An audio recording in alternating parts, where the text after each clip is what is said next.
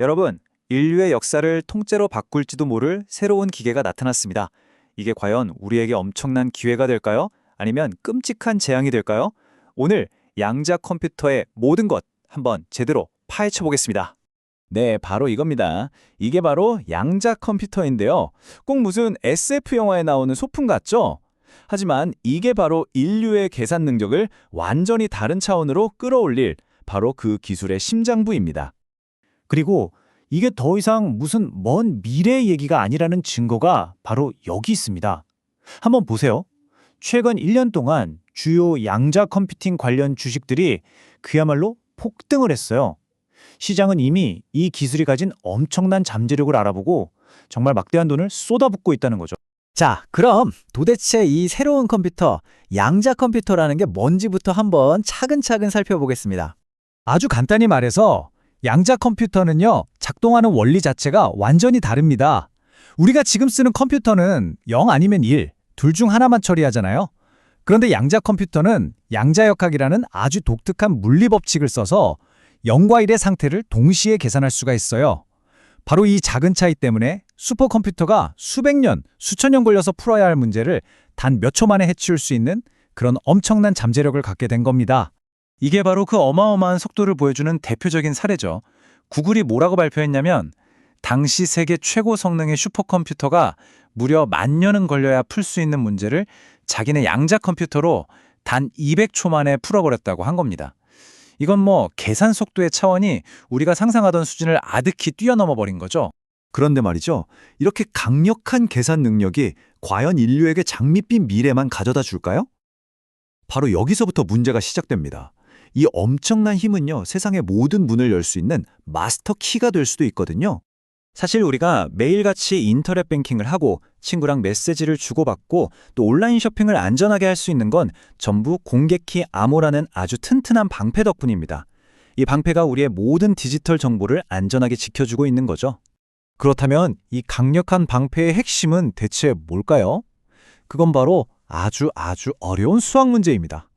지금 우리가 쓰는 컴퓨터로는 푸는데 너무나 오랜 시간이 걸려서 사실상 푸는데 불가능하다고 여겨지는 그런 문제 말이죠. 자, 예를 들면 바로 이런 문제입니다. 1억 2천만이 넘는 이 숫자를 두 개의 소수로 곱해서 만들어봐라. 이런 소인수분의 문제인데요. 일반 컴퓨터는 이걸 풀려면 어떻게 해야 할까요?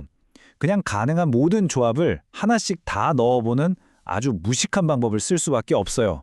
그러니 시간이 엄청나게 걸리죠. 하지만 양자 컴퓨터한테는 어떨까요? 이건 식은 죽먹기입니다. 쇼어 알고리즘이라는 특별한 방법을 쓰면 정답인 1061 곱하기 12511을 그냥 눈 깜짝할 사이에 찾아내버려요. 바로 이겁니다. 이게 핵심이에요. 수십 년 동안 우리의 디지털 세상을 지켜온 그 철벽 방패의 기반이었던 어려운 수학 문제가 양자 컴퓨터 앞에서는 그냥 종이장처럼 순식간에 찢어져 버리는 겁니다.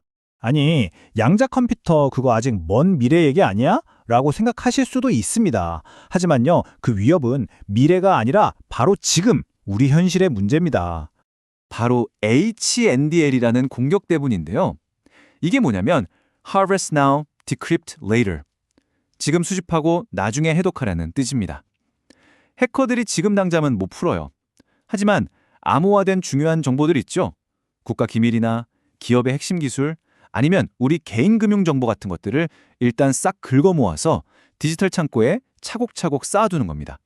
그러다가 몇 년 뒤에 강력한 양자 컴퓨터가 딱 등장하면 그때 그 창고 문을 활짝 열고 모든 비밀을 한꺼번에 꺼내보는 거죠.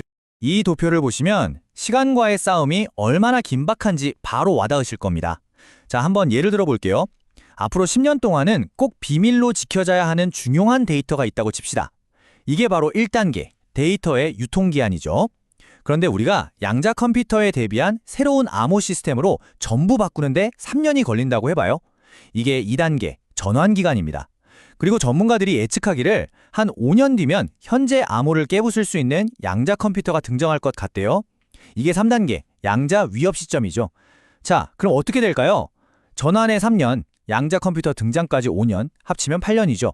8년 뒤부터는 지금 쓰는 암호가 뚫릴 수 있다는 얘기가 됩니다. 10년은 지켜져야 할 정보가 8년 만에 무방비 상태가 되어버리는 거예요. 그러니까 유통기한이 긴 중요한 정보들은 이미 지금 이 시간에도 위험에 노출되어 있다고 봐야 하는 겁니다. 다행히도 과학자들이나 각국 정부도 이 문제를 그냥 손 놓고 보고만 있지는 않습니다. 이 새로운 창에 맞설 새로운 방패를 만들기 위한 노력이 이미 한창 진행 중입니다. 그 새로운 방패의 이름이 바로 양자 내성 암호, 영어로는 PQC라고 부릅니다. 이건 기존의 소인수 분해처럼 양자 컴퓨터가 쉽게 풀 수 있는 문제가 아니에요. 양자 컴퓨터로도 풀기 아주 까다로운 완전히 새로운 종류의 수학 문제들을 기반으로 만든 차세대 암호 체계라고 생각하시면 됩니다. 이 타임라인을 보시면 이게 결코 대충 진행되는 일이 아니라는 걸 알 수 있습니다. 미국 국립표준기술연구소 NIST를 중심으로 2016년부터 전 세계의 네로라 하는 암호학자들이 다 모여서 수많은 후보 기술들을 경쟁시키고 또 혹독하게 검증하면서 가장 안전한 표준을 찾기 위한 대장정을 벌이고 있는 겁니다. 자, 그러면 이제 이 새로운 방패가 나왔으니 안심해도 되는 걸까요? 안타깝게도 이야기는 여기서 그렇게 간단하게 끝나지 않습니다. 이 암호 전쟁은 아직 끝나지 않았어요. 정말 이 암호 전쟁이 얼마나 어려운지를 보여주는 아주 충격적인 사건이 하나 터집니다. 새로운 방패의 최종 후보까지 올랐던 사이키, SIK라는 알고리즘이 2022년 8월에 갑자기 허무하게 무너져 내린 겁니다. 근데 더 놀라운 건 뭔지 아세요? 이걸 깬 게 양자 컴퓨터가 아니었다는 거예요. 그냥 평범한 오래된 개인용 컴퓨터로 단 10분 만에 해독이 되어버렸습니다. 이 사건은 우리에게 아주 중요한 교훈을 줍니다. 전 세계 수많은 전문가들이 몇 년 동안 검토를 했는데도 이런 허점이 발견됐다는 거잖아요. 다시 말해서 이 새로운 양자내성 암호 기술이 아직은 수십 년간 안전성이 검증된 기존 암호만큼은 신뢰하기 이르다는 뜻이기도 합니다. 그렇다면 지금 당장 우리가 선택할 수 있는 가장 현실적이고 안전한 전략은 뭘까요?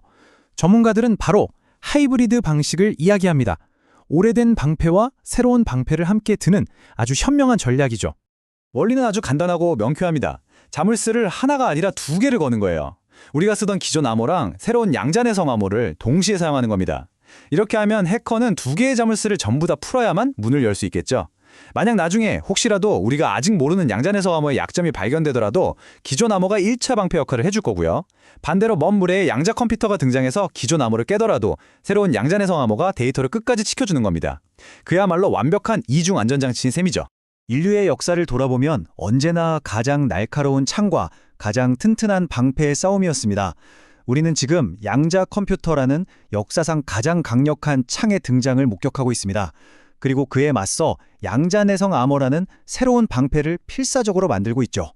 이 끝없는 기술 경쟁 속에서 과연 우리의 방패는 창의 속도를 따라잡을 수 있을까요? 어쩌면 이 질문의 답에 우리 모두의 안전한 디지털 미래가 달려있는지도 모르겠습니다.